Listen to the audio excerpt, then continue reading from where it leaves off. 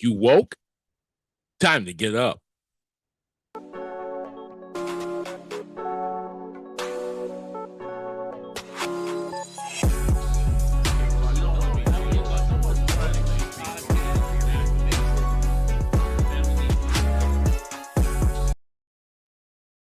Welcome to Thought You Were Woke, No Speed Limit podcast, where we do not sugarcoat anything. We tell the truth the way it needs to be told. And if you like that, make sure you hit that like and the subscribe button. Make sure you follow and leave an email address so we can get you hooked up on our email and on our website. Anyway, guys, I want to talk about one very important thing today. I want to talk about the DSA, or the Democratic Socialist Party, and the Democrats. And their relationship. And I'm going to focus on one particular character. In fact, I want y'all to watch this interview. House Minority Leader Hakeem Jeffries of New York. Leader Jeffries, welcome back to Meet the Press. Good morning. Great to be with you. Great to have you back. We appreciate it. I do want to start with the recent midterm election results. 7 Democratic incumbent House members have lost their seats this election cycle, Leader Jeffries, including some who you endorsed, who lost to more progressive candidates. What message do you think voters are trying to send? Well, I expect that there will be at least 220 members of the House Democratic Caucus when we take back the majority, if not a number much greater than that. And what is clear is that the American people want us to focus on driving down the high cost of living and dealing with the affordability crisis that has created a situation in this country where far too many people are working hard, they're playing by the rules, but they can't thrive and can barely survive, which is why we as House Democrats are committed to fighting for an affordable America every day, every week, every month until we solve this crisis. I want to ask you about... Right there is where I want to pick up. So when he said that, that sounds very unifying. Okay. He said that and it sounds like we're together.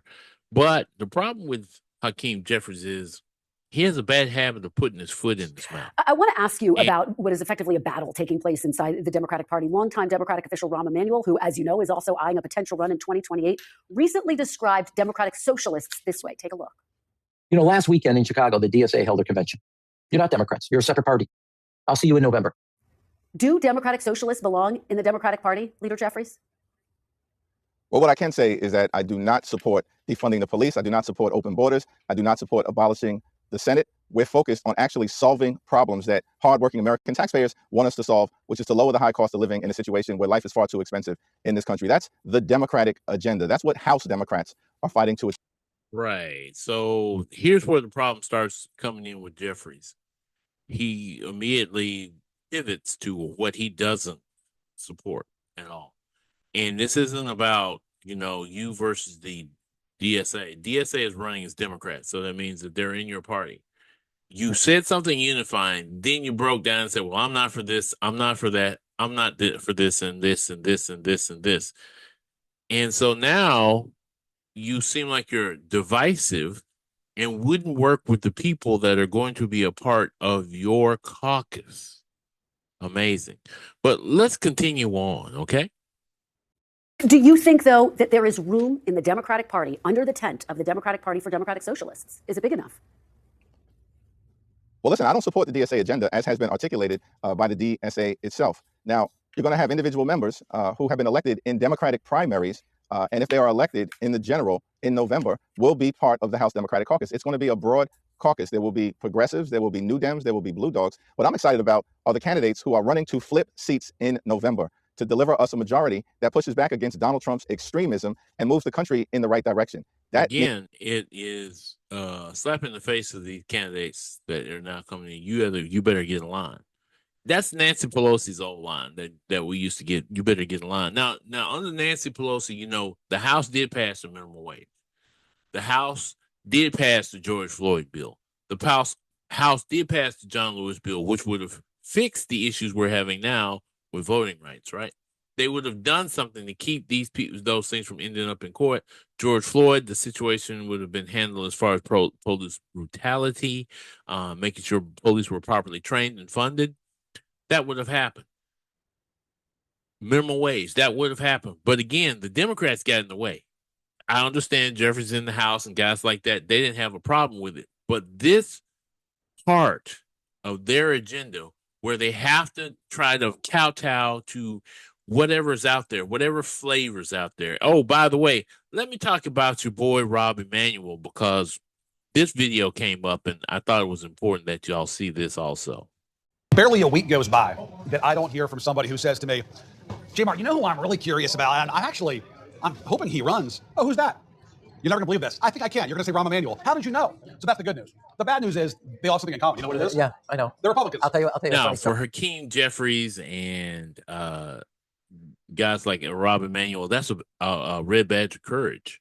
That means that, that means that we're likable by both parties. That means we have more of a chance of winning because we get those votes. You get the disgruntled Republicans that are mad with Donald Trump and maybe some middle of the road Democrats, you're still going to lose because America doesn't see you as for them. When you say, I'm against this, I'm against that, you're probably against minimum wage. It seems that way. You say you're not. You say you wouldn't do that. I'm going to do things that's affordable. I'm going to fix the ACA, which a lot of Americans have a lot of different problems with the ACA. And we'll get to that in a minute with Jeffreis. But this guy right here, Rob Emanuel, he has the nerve to basically talk down on the DSA. Like I said, they're going to be Democrats in Congress that are from the DSA. He talks them down. And Jeffreis just follows up and kind of like, well, I don't quite follow their agenda. Let me explain what happened to... All right, well, let's talk about your agenda. If you do, in fact, find yourself in power in January of next year, one of the big issues, as you know, many Democratic candidates have been talking about is abolishing ICE. If Democrats win back the House, if you become Speaker, would you bring a vote to abolish ICE to the House floor? Well, here's what I believe unites Democrats in terms of dealing with the situation that we confront in this country. First, we need a safe, secure, and strong border. We also need to proceed under the principle that immigration enforcement in this country should be fair, just, and humane. And clearly, ICE is completely and totally out of control, which is why Democrats in this Congress haven't given Donald Trump's violent mass deportation machine a dime until we actually see dramatic, bold, and transformational reform. That means ICE conducting itself like every other cop, police officer, and law enforcement agency in this country, because we believe that taxpayer dollars should actually be used to make life more affordable for the American people, as opposed to brutalizing and killing American citizens like Alex Preddy and Renee Nicole Good, or violently target law-abiding immigrants, which is what ICE is doing right now. It sounds like you're saying ICE should be reformed, not abolished. So just to be very clear, would you bring a vote to actually abolish ICE to the House floor? Do you think that goes too far? What I've said is that we're committed to dramatically reforming ICE in a variety of different ways, consistent with what the American people want us to do. In other words, about ICE, there's a lot of people now who are fed up with what ICE is doing, but you sound like we're basically going to keep the same agenda. But what we're going to do is we're just going to make it a little bit more friendlier, them knocking down doors. We're going to give them warrants, which most likely they'll go to Trump judges to get those warrants, so they'll be able to knock down those doors. But again, the thing is always soft pedaling about the agenda, always turning it against the voices of those who are in opposition to this. Of course, the American people are worried about their bills. And the DSA sounds like they're better at it than you guys, because you guys keep stepping all over yourselves. You can't help yourself for some reason. We're going to reform ICE.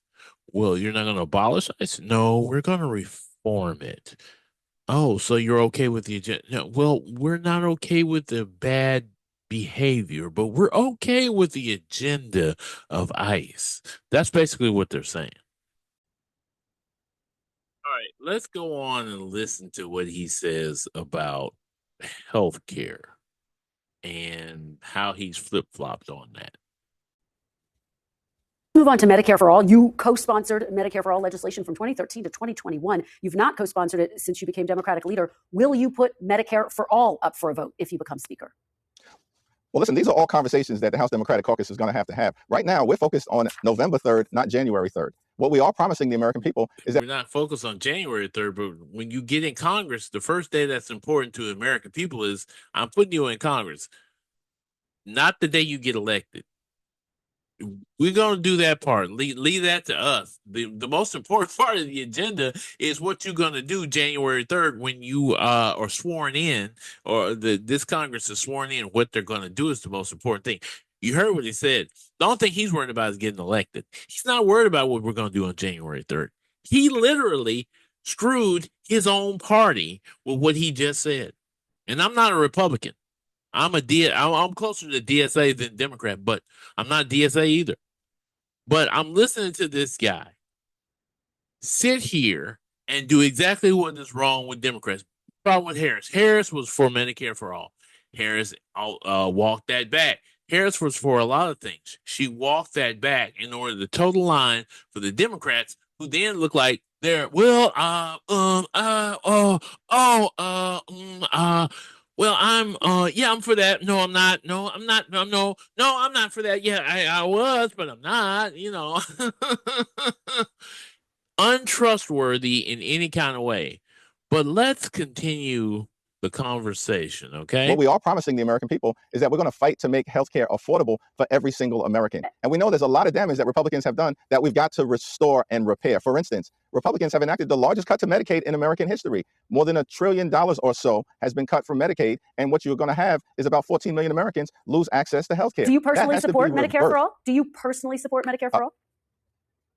No, as you indicated, I haven't co-sponsored the Medicare for All legislation that has been introduced over the last several years. I do think we need to figure out how to fix our broken healthcare system and then build something better once we repair the damage that has been done. Now, that will include doing things. Look, you can keep asking him about Medicare for all. He stated that Medicaid, all these people have been knocked off Medicaid, and he's talking about adding tax credits. Do you realize that's two different things? And at the same time, that's extra money when you could just go Medicaid for all across the board. Everybody's getting the same thing. It's coming out of one lump sum. But no, we got to have Medicaid, Medicare. We got to have all this over Medicare for all. What's wrong with Medicare for all? You know what I'm saying? Of course, we got the people that say, well, I'm a taxpayer, and there's going to be people on that don't pay taxes, and that's not a good thing. And I hate to tell you, the insured pay for the uninsured now. So I don't know exactly what would be the excuse there. But again, Jeffrey stumbles all over himself when he talks. And the news media doesn't do much better. But I want you to listen to a couple of other folks who are progressives who do a little bit better job. In fact, here's one right now. Joining me now is Congressman Ro Khanna of California. Congressman Khanna, welcome back to Meet the Press. Thanks for having me back. Thank you so much for being here in person. Let's talk about the state of play as we head toward November. We are seeing this battle play out inside the Democratic Party. I was just talking about it with Leader Jeffreis between moderates and progressives. And we've really seen some mixed results. For example, the win by Dr. Abdul El-Sayed in Michigan, the loss by Francesca Hong in Wisconsin. What do you make of it? And how can Democrats unify heading into November, given these deep divisions? There's an energy that the economic system is just working for a few, for people in my district, 1/3 of the nation's wealth, and not working for many. And that is really the animating theme in the Democratic Party, that we want the economy working for everyone. Now, we have different ideas on how to do that. I am for Medicare for all. I'm for a tax on billionaires. I'm for no foreign wars. So there are legitimate differences, but the unifying theme is that this system isn't working for ordinary Americans. What do you make of what exactly what he did is how you're supposed to handle it. I mean, it's hilarious sometimes to I don't know, listen to these people as they destroy themselves, like Jeffreis and Emmanuel. Rob Emanuel has this thing where he sits on his bully pulpits like, you're DSA, you're a party outside of ours, just throw you away. You're actually throwing away American people with what you're saying, to be honest with you. He also has this thing about, oh, you guys are anti-Semites and all this other stuff. That's part of their agenda. Jeffreis and all these guys are anti-Semites. No, what we're against, like Ro Khanna so boldly said here, is foreign wars, unnecessary, and then participating, even if we don't actually fire shots, and giving money, open money to Israel to do the damage it did to Palestine. I get it. It was in response to what these Palestinian liberation groups or whatever they were that decided to go into Israel and do the damage they did. Their Antifata, whatever they wanted. People talk about the Antifata, but anyway, whatever it was, they went in there and they killed a lot of Jewish people, right? That was wrong. Nobody says that wasn't wrong. Where I get to, this whole agenda is that we are just pro letting the Palestinians do the murdering and then letting the Israelis sit by and not letting them do anything. No, Israel had a right to a response. but the response was not equal to what happened in so many ways. You know, when you kill 20, 30, 40,000 people and say, well, what it is they're using them as human shield. According to the Russians, the Ukrainians are using Ukrainian citizens as human shields. That's why they're dropping bombs on shopping malls and elementary schools. You know, so we can listen to whatever agenda we believe. If there was other ways that the Israelis could have done that, that's fine. But then the fact that we were sponsoring a war that, to me, like I said, again, comes from an agenda that Israel has that is not as clean as we think it is. Okay. We see what's going on in the West Bank. That has nothing to do with the war here, but the people in the West Bank are driving out the Palestinians who are just trying to live on the land that they had left in a place that was illegally occupied by the Israeli army, right? So we see what's going on over there. And again, this is an agenda that's a struggle for the Democrats. Well, we have to support Israel. For one thing, Hakeem Jeffries, is a big taker of money from the Israeli PACs, and I'm not talking about Jewish PACs, I'm talking about Israeli PACs that support a foreign government in the United States, support of the American government to a foreign government.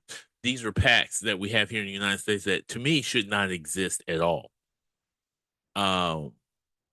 Anything that supports a foreign agenda in the United States and then gives money to candidates in the United States makes those candidates for that country, not for our own. So that's where my issue comes in with that support. But back to the agenda at hand, Jeffreis, again, waffles on things. Talks about Medicare for all. He used to be for it back in 2014. Now he's not. It's a lot of different things that Jeffreis does that makes him not one of my favorite candidates. But let me talk about how the media talks about this. I'm going to give you one side of this, then I'm going to turn around and give you the other. So hold on one second. Tuesday, August 18th, goes to one of the most confusing people in American politics, Congressman Hakeem Jeffries.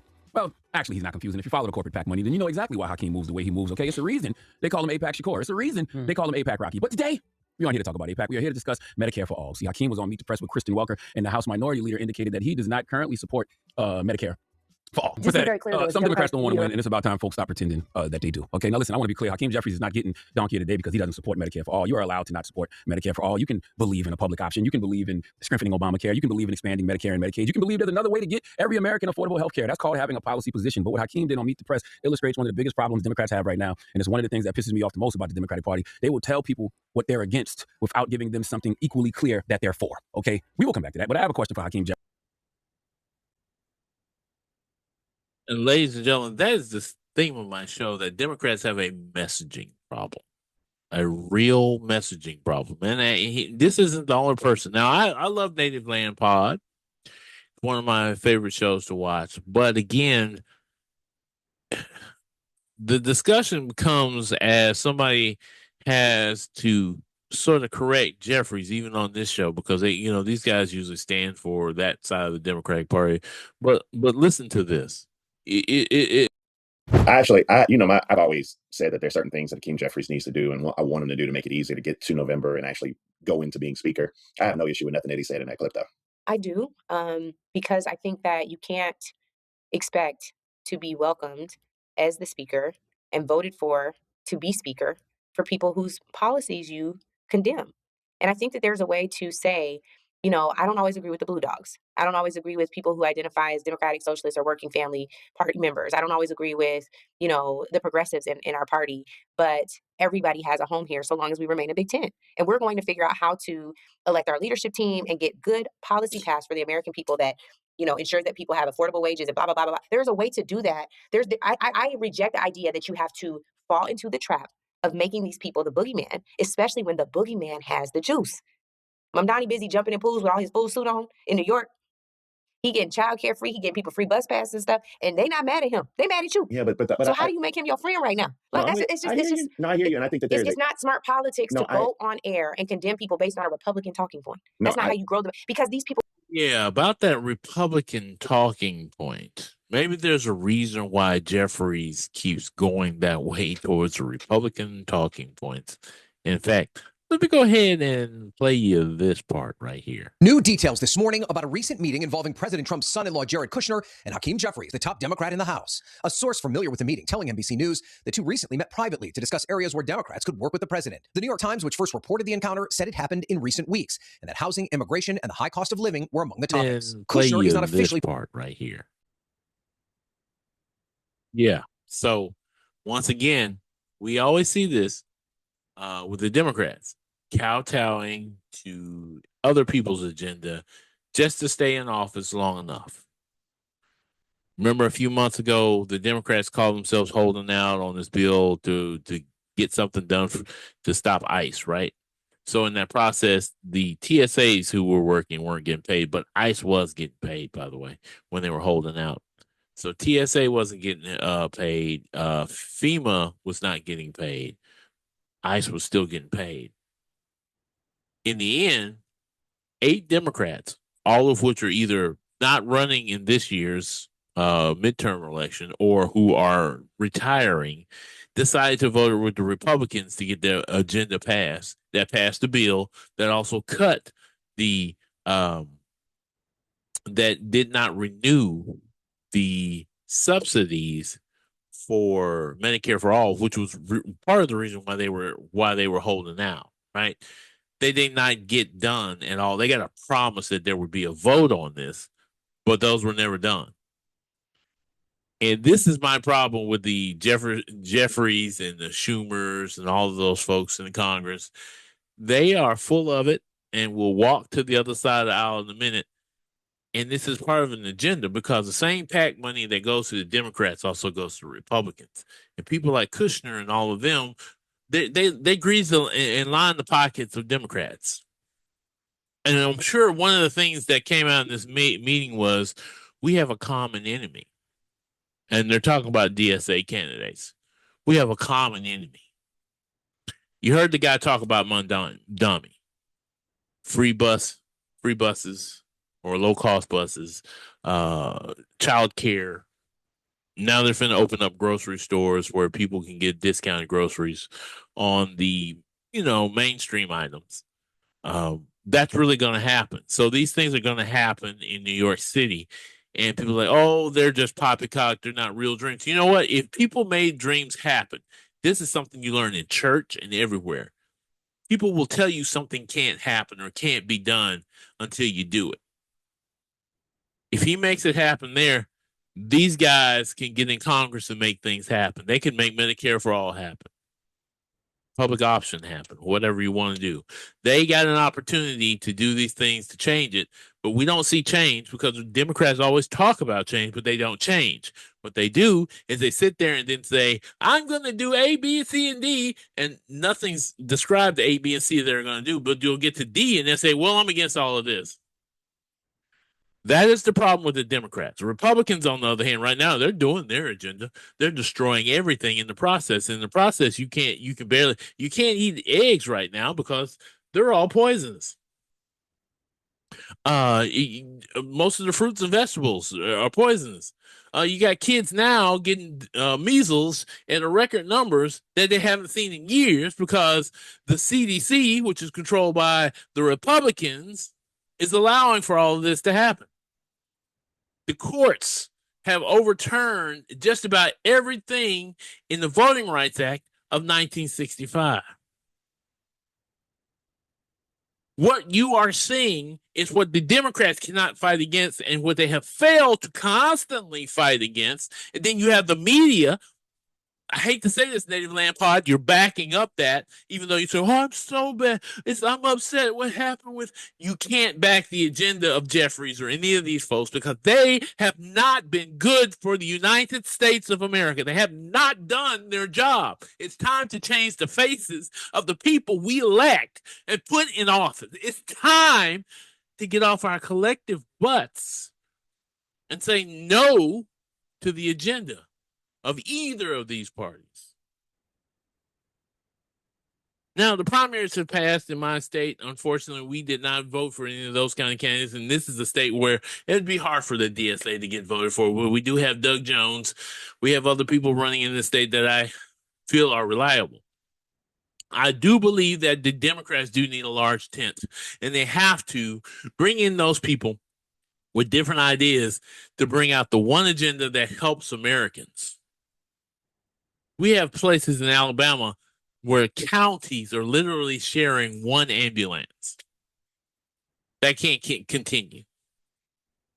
We have rural hospitals, state after state, shutting down because, of course, they don't have enough funding coming in, Medicaid for all or extending Medicaid. These states decide not to do it. So fine, the rural hospitals are shutting down. You may have to go to the next county. Maybe you got to go 100 miles to the nearest hospital, but you only got one ambulance to get you there.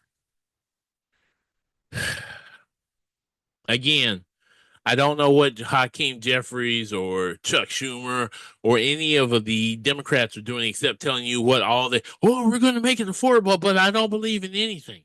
I'm going to make it affordable. I'm going to make it affordable.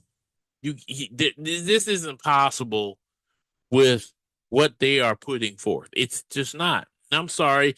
They're more worried about November than they are January 3rd, then we have a problem. We need people who are worried about January 3rd more so than November the 15th. Because when you go to the polls to vote, you'll vote for the guy you know that's worried about what he's going to do for the American people more so than how he's going to get elected. And all Jeffreis is worried about is getting elected. There you go.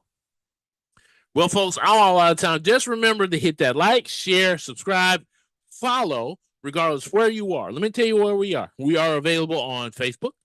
We are, well, not available on Facebook, but we are available on YouTube. We are available on Spotify. You can find us on iHeartRadio, Amazon, Pandora, some of my favorite places to find music. Anywhere you can find a podcast, you will find Thought You Were Woke No Speed Limit podcast. And you guys have a wonderful, terrific day. Peace. You have been listening to Thought You Were Woke No Speed Limit podcast.